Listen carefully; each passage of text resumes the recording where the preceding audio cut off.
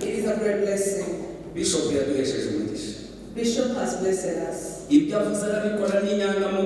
He is a man of integrity. Whatever he says, he brings it to pass. So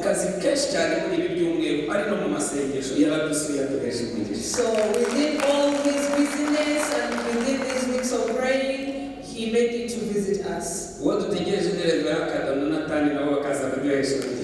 are also longing to have Reverend Kado and also Pastor Nathan to come and give us a blessing.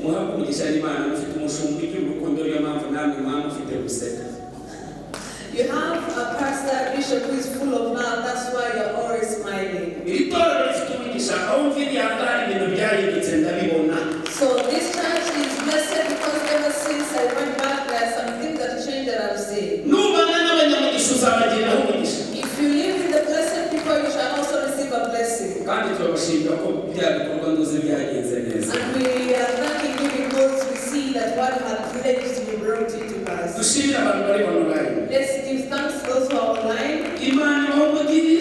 May the Lord bless you.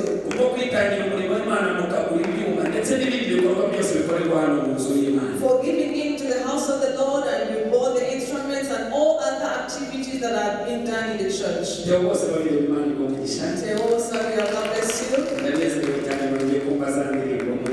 So I am so happy because I've heard the songs again.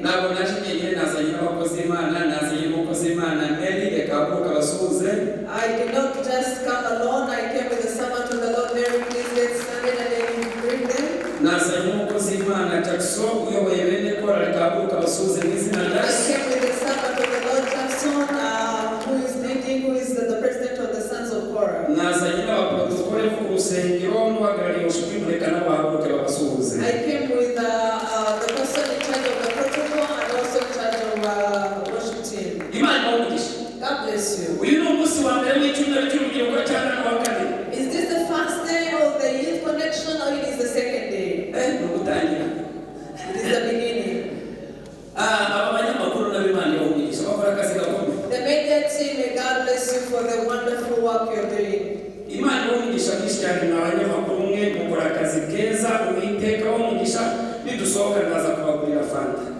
May the Lord bless you for the media team for the great work you're doing. At the end of the service, I shall buy you a drink.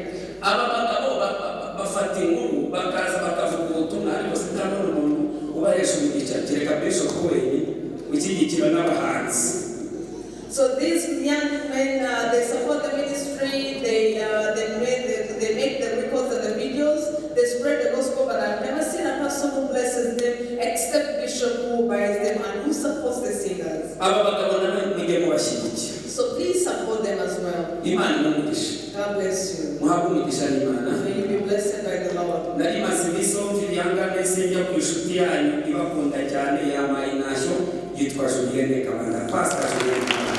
So as soon as I get here, I have been preaching at your friend, your dear friend, Pastor Juliette Kamanda.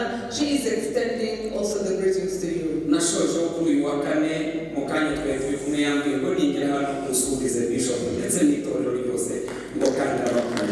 So I ended to preach on Thursday, but in a short time I've been with her. She said that I have to bring Bishop and the rest of the church members. Amen.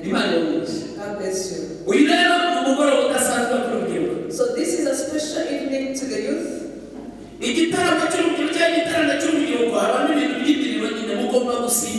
So in the youth connection or in the youth conference, it has to be on fire. That's why you have to jump. Hallelujah. Hallelujah.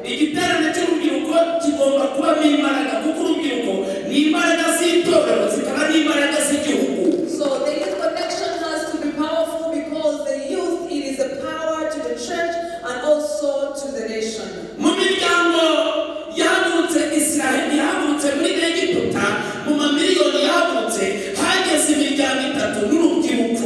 So among the millions of people who stood up from Egypt going to the promised land, it is only the 3 families, including the youth.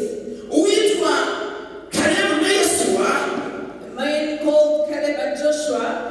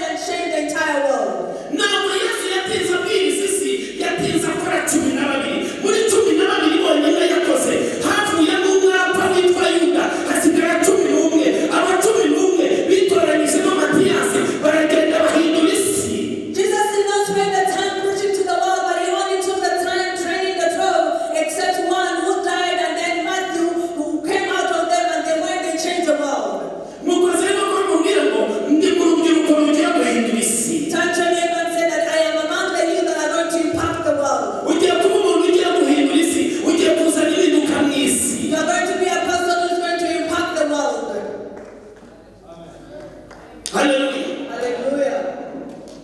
Ngize imyaka 30. When I turned 30, nibwo nagiye Yerusalemu. that's when I went to Jerusalem. Sura ahantu bita i Nazareti. I visited a place called Nazareth. Ninjira mu rusengero. I entered into the temple. Mu gitabo cy'umuhanuzi Yesaya. In the book of the prophet Isaiah, Igice cya 61. chapter 61, Hamwe avuze ngo umwuka w'Uwiteka ari kuri jye. where I say that the Spirit of the Lord is upon me. Baravuga ngo Uwiteka yasize amavuta. The Lord has anointed me Ngo kugira ngo abwirize abakene ubutumwa bwiza.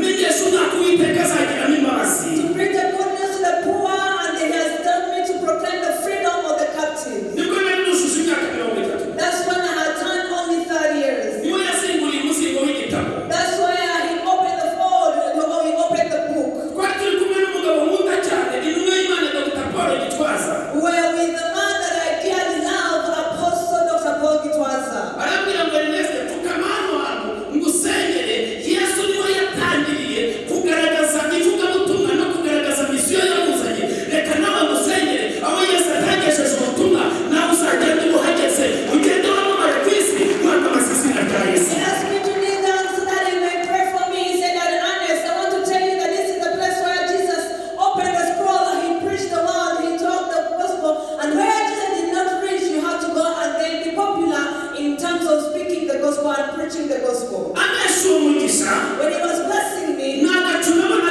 ko kwamamaza ubutumwa bwiza. I was never seeing any cloud, any signature of proclaiming the gospel to the world. Ariko Bibiliya iravuga ngo But the Bible says, niwemera umuhanuzi kandi umuhanuzi if you acknowledge that a prophet is a prophet, uzahabwa ingororano z'ubuhanuzi. you shall receive the rewards of prophecy. Niwemera umukiranutsi kandi umukiranutsi If you acknowledge that the righteous is righteous, uzahabwa ingororano zo gukiranuka. you shall partake the rewards of righteousness. Amaze kumesha umugisha After He had blessed me, nagiye mu Burayi ngiye kuvuga ubutumwa I went to Europe while I was going to preach. kugira ahantu kuri hoteli bahitaga Vayamongo ibariyeshe bishop ajya akunda kwigisha muri iryo torero. So we went to a certain hotel, and then in a certain state where Bishop usually preaches in that church. Twavuze ubutumwa abantu barihana urubyiruko ruta ibiyobyabwenge rurangije ruremera turababatiza. So we preached the gospel, and then the youth turned, they repented, they turned to Jesus, and they accepted for us to baptize them. Haleluya. Hallelujah. Haleluya. Hallelujah. Mu myaka yashize twari tuzi ko agakiza ari ak'abasaza. So in the backyards, we only thought that the salvation is for elderly people. Ariko niba ari ikintu kiryoshye ni ugukorera Imana uri umushenyi. But if there is something that is so sweet, it is to serve the Lord at your younger age. Imyaka yawe ntigapfusa. So you should not ruin, you should not fade your years. Nakorera Imana ndi umushenyi. I serve the Lord in my young age. Nakorera Imana ndi mutoya. I serve the Lord at my young age. Ku myaka 6 niyiriza mu busa. At the age of 6, I used to fast. Nari naravukiye mu muryango ukijijwe. Mukecuru wanjye yarakijijwe yasengeraga muri ADP.